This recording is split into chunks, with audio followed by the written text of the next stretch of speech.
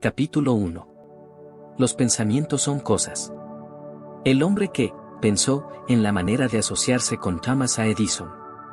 Desde luego, los pensamientos son cosas muy poderosas cuando se combinan con la exactitud del propósito, la perseverancia y un imperioso deseo de convertirlas en riqueza o en otros objetos materiales.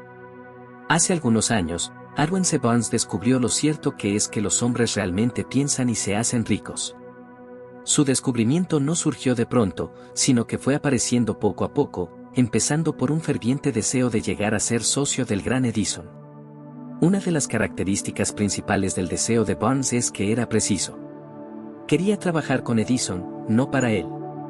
Observe con detenimiento la descripción de cómo fue convirtiendo su deseo en realidad, y tendrá una mejor comprensión de los principios que conducen a la riqueza.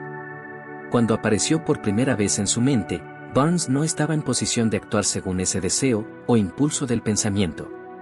Dos obstáculos se interponían en su camino. No conocía a Edison y no tenía bastante dinero para pagarse el pasaje en tren hasta Orange, New Jersey. Estas dificultades hubieran bastado para desanimar a la mayoría de los hombres en el intento de llevar a cabo el deseo. Pero el suyo no era un deseo ordinario. El inventor y el vagabundo. Barnes se presentó en el laboratorio de Edison y anunció que había ido a hacer negocios con el inventor. Hablando de su primer encuentro con Barnes, Edison comentaba años más tarde: estaba de pie ante mí, con la apariencia de un vagabundo, pero había algo en su expresión que transmitía el efecto de que estaba decidido a conseguir lo que se había propuesto. Yo había aprendido, tras años de experiencia, que cuando un hombre desea algo tan imperiosamente que está dispuesto a apostar todo su futuro a una sola carta para conseguirlo, tiene asegurado el triunfo. Le di la oportunidad que me pedía, porque vi que él estaba decidido a no ceder hasta obtener el éxito. Los hechos posteriores demostraron que no hubo error. No podía haber sido el aspecto del joven lo que le proporcionara su comienzo en el despacho de Edison, ya que ello estaba definitivamente en su contra. Lo importante era lo que él pensaba. Barnes no consiguió su asociación con Edison en su primera entrevista. Obtuvo la oportunidad de trabajar en el despacho de Edison por un salario insignificante. Transcurrieron los meses. En apariencia, nada había sucedido que se aproximase al codiciado objetivo que Barnes tenía en mente como su propósito inicial y preciso. Pero algo importante estaba sucediendo en los pensamientos de Barnes. Intensificaba constantemente su deseo de convertirse en socio de Edison. Los psicólogos han afirmado, con todo acierto, que, cuando uno está realmente preparado para algo, aparece. Barnes se hallaba listo para asociarse con Edison, además, estaba decidido a seguir así hasta conseguir lo que buscaba. No se decía a sí mismo: vaya, no hay manera. Supongo que acabaré por cambiar de idea y probaré un trabajo de vendedor. En vez de eso, se decía: he venido aquí a asociarme con Edison, y eso es lo que haré aunque me lleve el resto de la vida. Estaba convencido de ello. ¿Qué historia tan diferente contarían los hombres si adoptaran un propósito definido, y mantuvieran ese propósito hasta que el tiempo lo convirtiese en una obsesión obstinada? Quizás el joven Barnes no lo supiera en aquel entonces, pero su determinación inconmovible, su perseverancia en mantenerse firme en su único deseo, estaba destinada a acabar con todos los obstáculos, y a darle la oportunidad que buscaba. Los inesperados disfraces de la oportunidad. Cuando la oportunidad surgió, apareció con una forma diferente y desde una dirección distinta de las que Barnes había esperado. Ese es uno de los caprichos de la oportunidad.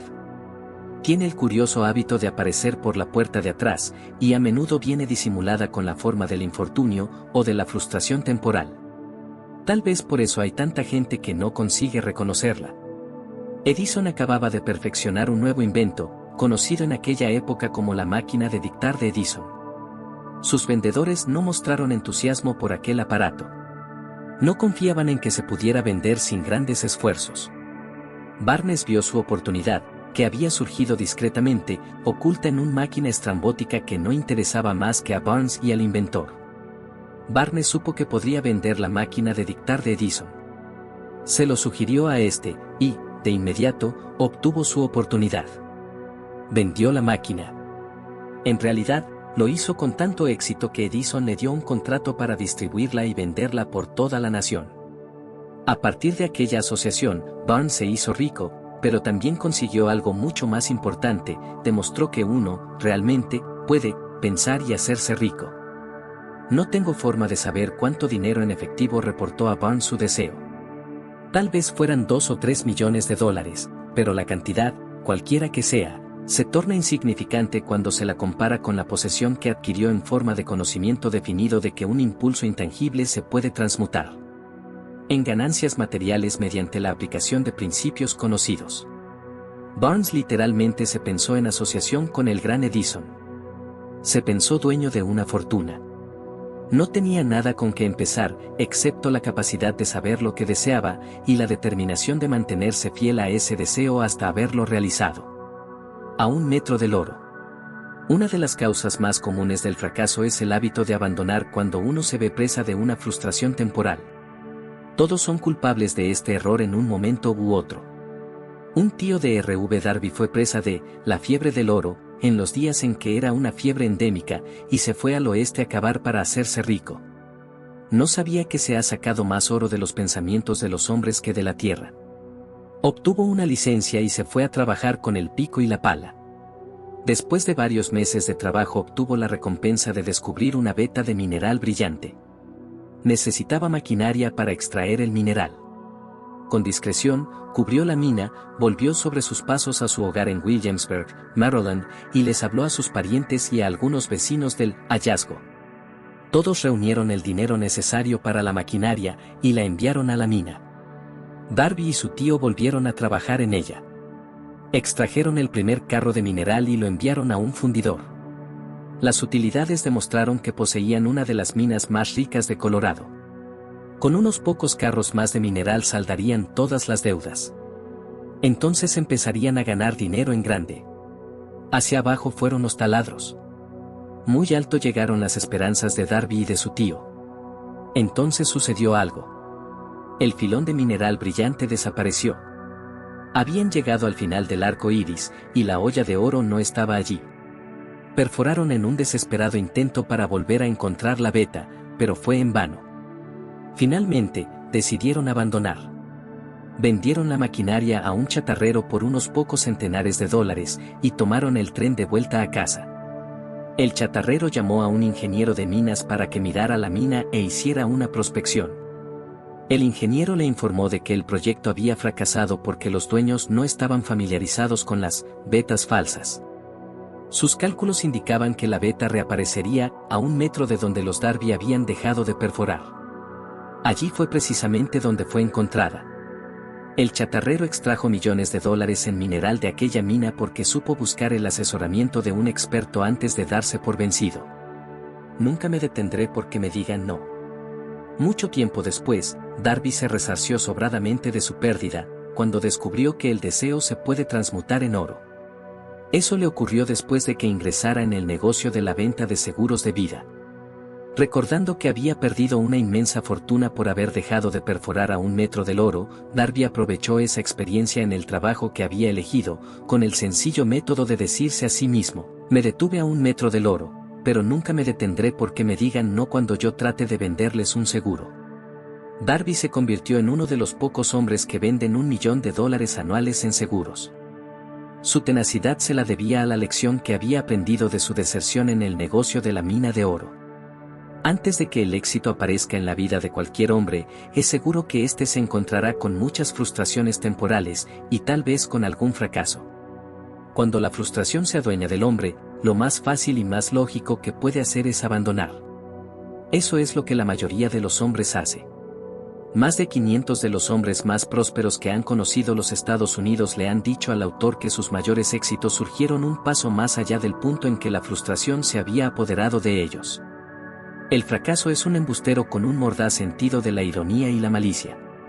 Se deleita en hacernos tropezar cuando el éxito está casi a nuestro alcance.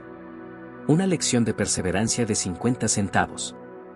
Poco después de que Darby se doctorase en la Universidad de los Porrazos y decidiera aprovechar su experiencia en el asunto de la mina de oro, tuvo la buena fortuna de estar presente en una ocasión que le demostró que, no, está muy lejos de no. Una tarde ayudaba a su tío a moler trigo en un viejo molino. Este dirigía una granja grande, donde vivían cierto número de granjeros arrendatarios de color. La puerta se abrió silenciosamente, y una niña, hija de uno de los arrendatarios, entró y se situó junto a la puerta. El tío levantó la vista, miró a la niña y gritó con aspereza. ¿Qué quieres? Mi mamá dice que le mande 50 centavos, respondió, humilde, la niña. Ni hablar, replicó el tío, y ahora vete a tu casa. Sí, señor, dijo la niña, pero no se movió. El tío siguió con su trabajo, tan ocupado que no prestó atención a la niña y no se dio cuenta de que no se había marchado. Cuando volvió a levantar la mirada y la vio allí parada, gritó. He dicho que te vayas a tu casa. Ahora, márchate o te daré una paliza. Sí, señor, dijo la niña, pero siguió inmóvil. El tío dejó un saco de grano que estaba por echar en la tolva del molino, cogió una duela de barril y empezó a acercarse a la niña con una expresión poco tranquilizadora. Darby contuvo el aliento. Estaba seguro de hallarse a punto de presenciar una paliza. Sabía que su tío tenía un temperamento terrible. Cuando su tío llegó donde estaba la niña, ella dio un rápido paso al frente, le miró a los ojos y gritó con todas sus fuerzas. Mi mamá necesita esos 50 centavos. El tío se detuvo, la miró unos instantes, y luego dejó lentamente la duela de barril a un lado, se metió la mano en el bolsillo, sacó $10 y se lo dio a la niña. Ella cogió el dinero y se encaminó despacio hacia la puerta, sin quitar los ojos del hombre al que acababa de vencer. Después de que la niña se hubo marchado, el tío se sentó en una caja y permaneció mirando por la ventana durante más de 10 minutos.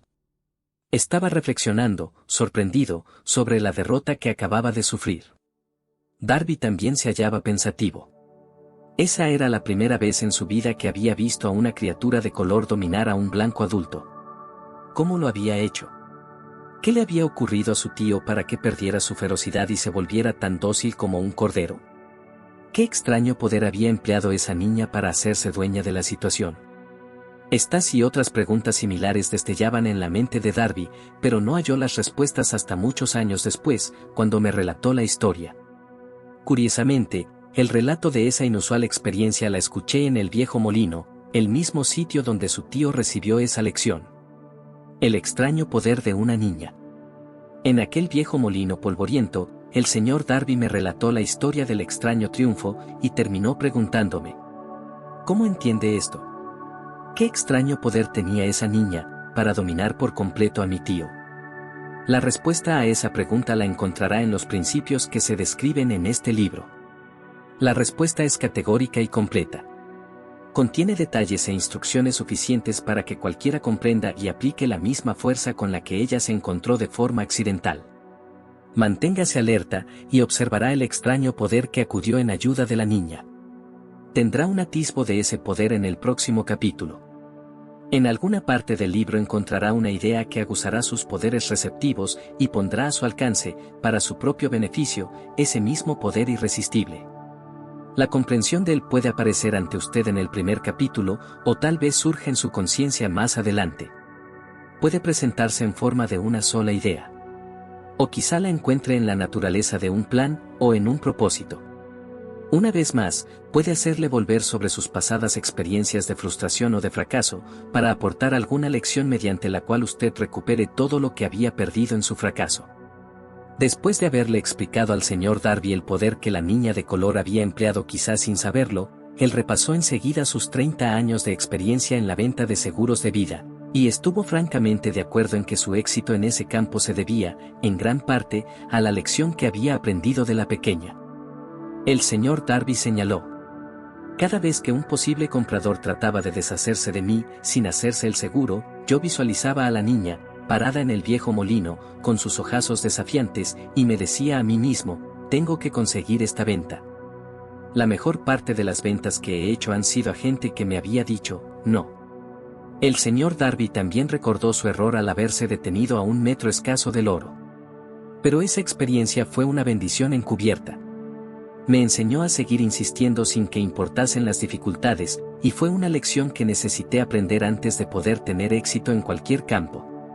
Esta historia del señor Darby y de su tío, de la niña y de la mina de oro, sin duda la leerán centenares de hombres que se ganan la vida vendiendo seguros de vida, y el autor desea ofrecer a todos ellos la sugerencia de que Darby le debe a esas dos experiencias su capacidad para vender más de $1 millón anuales en seguros de vida. Las experiencias del señor Darby fueron bastante comunes y triviales, y, sin embargo, contienen la respuesta de su destino en la vida, por lo tanto fueron tan importantes, para él, como su propia vida. Sacó provecho de ellas porque las analizó y supo ver lo que le enseñaban. Pero ¿qué hay del hombre que no tiene el tiempo ni la inclinación para estudiar el fracaso en busca del conocimiento que pueda conducirlo al éxito? ¿Dónde y cómo va a aprender el arte de convertir los fallos en escalones hacia la oportunidad? Para responder a esas preguntas se ha escrito este libro. Todo lo que usted necesita es una buena idea. La respuesta se expone en una descripción de 13 principios, pero recuerde, a medida que vaya leyendo, que la respuesta que quizás usted está buscando a las preguntas que le han hecho reflexionar en los misterios de la vida, puede encontrarla en usted mismo, a través de alguna idea, plan o propósito que tal vez surja en su cerebro durante la lectura. Una buena idea es todo lo que se necesita para alcanzar el éxito. Los principios descritos en este libro contienen medios y maneras de crear ideas útiles. Antes de seguir adelante con nuestro enfoque para describir esos principios, creemos que merece la pena recibir esta importante sugerencia. Cuando las riquezas empiezan a aparecer, lo hacen con tanta rapidez y en tal abundancia, que uno se pregunta dónde habían estado escondidas durante todos esos años de necesidad. Esta es una afirmación sorprendente, y tanto más si tenemos en cuenta la creencia popular de que la riqueza premia solo a quienes trabajan mucho durante mucho tiempo. Cuando usted comience a pensar y a hacerse rico, observará que la riqueza empieza a partir de un estado mental, con un propósito definido, con poco trabajo duro o sin ninguno. Usted, o cualquier otra persona, puede estar interesado en saber cómo adquirir ese estado mental que atraerá la riqueza. He pasado 25 años investigando porque también yo quería saber cómo los ricos llegan a ser ricos. Observe con mucha atención, tan pronto como domine los principios de esta manera de pensar y empiece a seguir las instrucciones para aplicar esos principios, que su nivel económico empezará a crecer, y que todo lo que usted toque comenzará a transmutarse en haberes de su propio beneficio. ¿Imposible? De ninguna manera. Una de las mayores debilidades de la especie humana es la típica familiaridad del hombre con la palabra imposible. Él conoce todas las reglas que no darán resultado. Sabe todas las cosas que no se pueden hacer. Este libro se escribió para quienes buscan las reglas que han hecho de otras personas de provecho, y están dispuestos a jugárselo todo con esas reglas. El fracaso asola a aquellos que se resignan a él con indiferencia.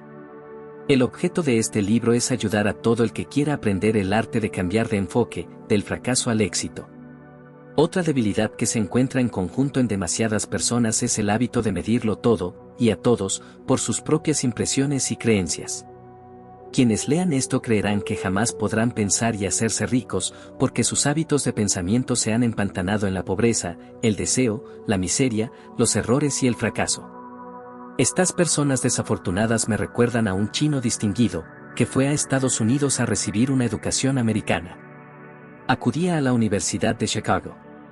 Un día, el presidente Harper se encontró con ese joven oriental en el campus, se detuvo a charlar con él unos minutos, y le preguntó qué le había impresionado como la característica más notable del pueblo estadounidense. Bueno, replicó el estudiante, la extraña forma de sus ojos. Tienen unos ojos rarísimos. ¿Qué decimos nosotros de los chinos? Nos negamos a creer lo que no entendemos.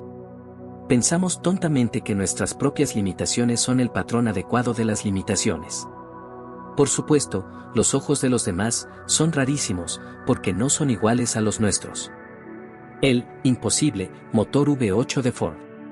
Cuando Henry Ford decidió fabricar su famoso motor V8, quiso construir un motor con los 8 cilindros alojados en un solo bloque, y dio instrucciones a sus ingenieros para que produjeran un prototipo del motor. El proyecto estaba ya volcado sobre el papel, pero los ingenieros acordaron que era de todo punto imposible embutir 8 cilindros en un motor de un solo bloque. Produzcanlo de todas maneras, dijo Ford. Pero, es imposible. Replicaron ellos. Adelante, ordenó Ford, y no dejen de trabajar hasta haberlo conseguido, no importa cuánto tiempo haga falta. Los ingenieros pusieron manos a la obra. No tenían otra opción si querían seguir formando parte del equipo de Ford. 6 meses transcurrieron sin que obtuvieran resultados. Pasaron otros 6 meses y todavía no habían conseguido nada. Los ingenieros probaron todos los planes concebibles para llevar a cabo el proyecto, pero aquello parecía incuestionable, imposible. Al cabo de un año, Ford se reunió con los ingenieros, que volvieron a informarle de que no habían hallado manera de cumplir sus órdenes. Sigan con el trabajo, dijo Ford, quiero ese motor, y lo tendré. Continuaron haciendo pruebas, y entonces, como por arte de magia, el secreto quedó desvelado. La determinación de Ford había ganado una vez más. Quizás esta historia no esté descrita con precisión de detalles, pero las circunstancias y el resultado son los correctos. Deduzca de ella, usted que desea pensar y hacerse rico, el secreto de los millones de Ford, si puede.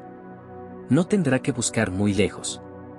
Henry Ford tuvo éxito porque comprendió y aplicó los principios del éxito. Uno de ellos es el deseo, saber lo que uno quiere. Recuerde esta historia de Ford mientras lee, y señale las líneas en que se describe el secreto de su extraordinaria proeza. Si puede hacer esto, si usted es capaz de poner el dedo en el particular grupo de principios que hicieron rico a Henry Ford, usted puede igualar sus logros en casi cualquier oficio para el que esté preparado. ¿Por qué es usted el dueño de su destino? Cuando Henley escribió sus proféticas palabras, soy el dueño de mi destino, soy el capitán de mi alma, debería habernos informado de que nosotros somos los dueños de nuestro destino, los capitanes de nuestra alma, porque tenemos el poder de controlar nuestros pensamientos. Debería habernos dicho que nuestro cerebro se magnetiza con los pensamientos dominantes que llevamos en la mente, y que, por mecanismos que nadie conoce bien, estos imanes atraen hacia nosotros las fuerzas, las personas, las circunstancias de la vida que armonizan con la naturaleza de nuestros pensamientos dominantes. Debería habernos dicho que, antes de poder acumular riquezas en abundancia, tenemos que magnetizar nuestra mente con un intenso deseo de riqueza, que hemos de tomar conciencia de la riqueza hasta que el deseo por el dinero nos conduzca a hacer planes definidos para adquirirlo. Pero, al ser un poeta, y no un filósofo, Henley se contentó con afirmar una gran verdad de manera poética, dejando que sus lectores interpretaran el significado filosófico de sus líneas. Poco a poco, la verdad ha ido desvelándose, hasta que ahora parece cierto que los principios descritos en este libro contienen el secreto del dominio sobre nuestro destino económico. Principios que pueden cambiar su destino. Ahora estamos preparados para examinar el primero de esos principios. Mantenga una actitud de apertura mental y recuerde, a medida que vaya leyendo, que no son invención de nadie. Son principios que han funcionado para muchos hombres. Usted puede ponerlos a trabajar para su propio beneficio permanente. Verá qué fácil es. Hace algunos años, pronuncié el discurso de la entrega de diplomas en el Salem College, en Salem, Virginia Occidental. Acentué el principio descrito en el próximo capítulo con tal intensidad, que uno de los miembros de la clase que obtendría el diploma se lo apropió, y lo convirtió en parte de su forma de ver la vida. Ese joven llegó a ser miembro del Congreso y un personaje importante en la administración de Franklin D. Roosevelt. Me escribió una carta en la que presenta con tanta claridad su opinión sobre el principio que trataremos en el próximo capítulo, que he decidido publicarla como introducción a dicho capítulo. Le dará una idea a usted de los beneficios que le esperan. Estimado Napoleón, dado que mi servicio como miembro del Congreso me ha proporcionado cierta comprensión de los problemas de hombres y mujeres, le escribo para ofrecerle una sugerencia que puede ser útil a millares de personas. En 1922, usted pronunció un discurso en la entrega de diplomas en el Salem College, cuando yo era miembro de la clase que los recibiría. En aquel discurso, usted plantó en mi mente una idea a la que debo la oportunidad que ahora tengo de servir a la gente de mi estado, y que será responsable, en gran medida, de cualquier éxito que yo pueda alcanzar en el futuro. Recuerdo, como si hubiese sido ayer, la maravillosa descripción que usted hizo del método por el que Henry Ford, con muy pocos estudios, sin $1, sin amigos influyentes, llegó tan alto. Entonces resolví, incluso antes de que usted hubiera acabado su discurso, que me haría un lugar en la vida, sin que importara cuántas dificultades tuviera que afrontar. Millares de jóvenes terminarán sus estudios universitarios este año y los años venideros. Cada uno de ellos estará buscando un mensaje tan alentador como el que yo recibí de usted. Querrán saber a dónde acudir, qué hacer, cómo empezar en la vida. Usted puede decírselo, porque ha ayudado a resolver los problemas de mucha gente. En Estados Unidos hay en la actualidad miles de jóvenes que quisieran saber cómo convertir sus ideas en dinero, gente que debe empezar desde abajo, sin dinero, y amortizar sus pérdidas. Si alguien puede ayudarles, es usted. Si publica el libro, me gustaría tener el primer ejemplar que salga de la imprenta, autografiado por usted. Con mis mejores deseos, créame, cordialmente suyo. Jennings Randall. 35 años después de haber leído aquel discurso, fue un placer para mí regresar al Salem College en 1957 para hacer el discurso de la entrega de diplomas. En aquel entonces recibí el título de doctor honorario de literatura del Salem College. Desde aquella ocasión, en 1922, he visto prosperar a Jennings Randolph hasta llegar a ser ejecutivo de una de las más importantes líneas aéreas de la nación, un orador muy inspirado, y senador de Estados Unidos por Virginia Occidental. Todo aquello que la mente humana pueda concebir y creer se puede alcanzar. Muchas gracias por ver y escuchar el capítulo 1. Los pensamientos son cosas del libro Piense y hágase rico. Espero que hayas disfrutado esta lectura tanto como yo. Si te gustó el video, haz clic en el botón de suscripción y activa las notificaciones para no perderte ninguno de mis videos. También puedes compartir este video con tus amigos y familiares que puedan estar interesados en este tema. Recuerda que tienes todos los capítulos anteriores en orden a tu disposición en nuestra lista de reproducciones. Y por último, si quieres comprar el libro Piense y hágase rico de Napoleon Hill, a continuación te dejo el enlace en la descripción del video. Gracias nuevamente por ver.